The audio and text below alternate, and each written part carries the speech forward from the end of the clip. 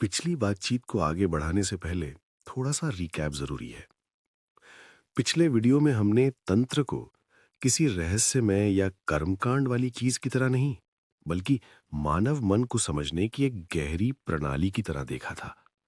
हमने ये समझा था कि कुलरनवा तंत्र 7 अलग अलग आचारों की बात करता है, जो असल में 7 तरह की मानसिक अवस्थाएं और जीवन जीने के तरीके हैं। और हमने शुरुआत की थी पहले आचार से, वेदाचार से, जहां मन नियमों से चलता है, जहां सुरक्षा ओबीडियंस से मिलती है, जहां सही होना सच्चा होने से ज्यादा जरूरी हो जाता है।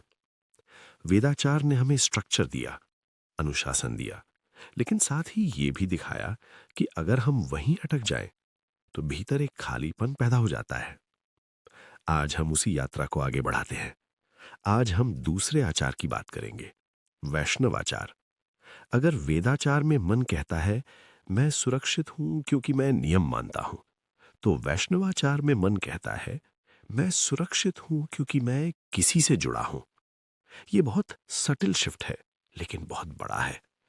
यहां डर पूरी तरह गया नहीं है, लेकिन अब डर अकेलेपन से है, सजा से नहीं। अब मन अथॉरिटी से नहीं, अटैचमेंट से बनता है।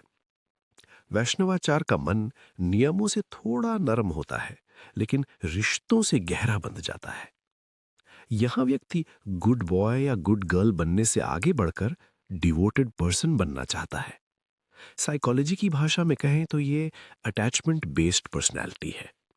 इस स्टेज में इंसान को यह एहसास होने लगता है कि सिर्फ सही होना काफी नहीं है, दिल भी चाहिए, भावना भी चाहिए। कोई ऐसा चाहिए जो कहे तुम मेरे हो। और इसीलिए स्टेज में डिवोशन, सरेंडर, लॉयल्टी, फेथ जैसे शब्द बहुत अट्रैक्टिव लगते हैं। लेकिन इसे सिर्फ भगवान या धर्म तक सीमित मत समझिए। वैष्णवाचार रोजमर्रा की जिंदगी में कई रूपों में दिखता है।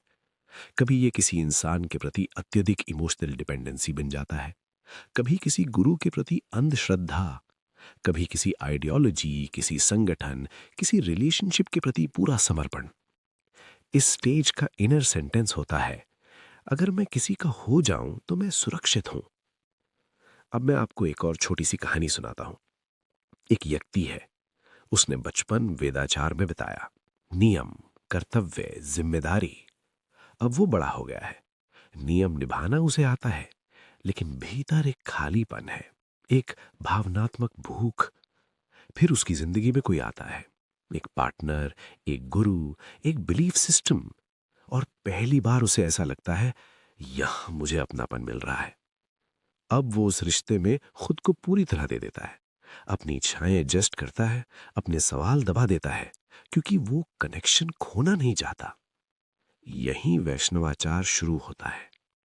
ये स्टेज बहुत सुंदर भी है और बहुत फ्रैजाइल भी। सुंदर इसलिए क्योंकि यहां दिल खुलता है, यहां इंसान प्रेम करना सीखता है, विश्वास करना सीखता है, भावनाओं को महसूस करना सीखता है। लेकिन फ्रैजाइल इसलिए क्योंकि यहां व्यक्ति अक्सर आइडियलाइजेशन में चला जाता है। वो सामने वाले को पूर्ण मान लेता है या बिलीफ को फ्लॉलेस मान लेता है, और फिर धीरे धीरे रियलिटी और एक्सपेक्टेशन के बीच गैप बनने लगता है। साइकोलॉजिकली ये स्टेज कहती है मैं ठीक हूं अगर कोई मुझे लगातार रीअश्योर करता रहे।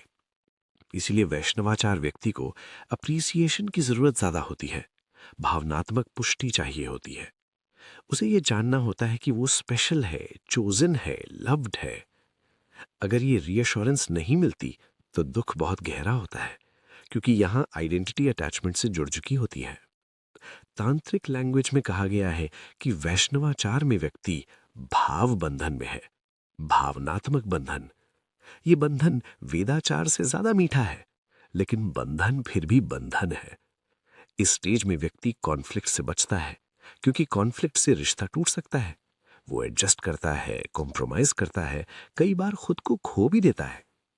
और फिर एक दिन जब डिसइल्यूजनमेंट आता है, जब गुरु इम्परफेक्ट दिखता है, जब पार्टनर डिसअपॉइंट करता है, जब बिलीफ टूटता है, तो व्यक्ति डीपली हर्ट होता है। और यहीं से अगला प्रश्न जन्म लेता है कि अगर बाहर कोई मुझे पूरा नहीं कर सकता तो भीतर क्या है। यहीं से यात्रा शैवाचार की ओर मुड़ती है, लेकिन वहां हम अगले वीडियो में जाएंगे। आज बस इतना समझना जरूरी है, वैष्णवाचार वेदाचार से बेहतर नहीं है। ये बस अगला कदम है। ये स्टेज हमें प्रेम सिखाती है, संबंध सिखाती है, समर्पण सिखाती है, लेकिन साथ ही ये भी सिखाती है कि अगर प्रेम में भी जागरूकता ना हो तो प्रेम भी बंधन बन सकता है। अगर आपको लगता है कि आप बहुत इमोशनली इन्वेस्टेड रहते हैं, अगर आपको अप्रूवल और कनेक्शन की ज़रूरत ज़्यादा महसूस होती है, अगर आप रिश्तों में खुद से ज़्यादा दूसरे को प्रायोरिटाइज कर देते हैं, तो शायद आप वैष्णवाचार की मनोवैज्ञानिक अवस्था को जी रहे हैं। और इसमें कुछ भी गलत नहीं है। गलत तब होता है जब हम इसे अंतिम सत्य मान लेते हैं। आने वाले वीडियो में हम शैवाचार की इनर ऑब्जर्वेशन और ये कैसे अटैचमेंट से अवेयरनेस की ओर ले जाता है, उस पर गहराई से बात करेंगे। अगर आप इस यात्रा को पूरा समझना चाहते हैं, अगर आप तंत्र को मनोविज्ञान और रोजमर्रा की जिंदगी के लेंस से एक्सप्लोर करना चाहते हैं, तो चैनल से जुड़े रहिए, सब्सक्राइब कीजिए, क्योंकि ये सिर्फ ज्ञान नहीं है, ये इनर एवोल्यूशन की कहानी है। और अगला पड़ाव और भी गहरा होगा।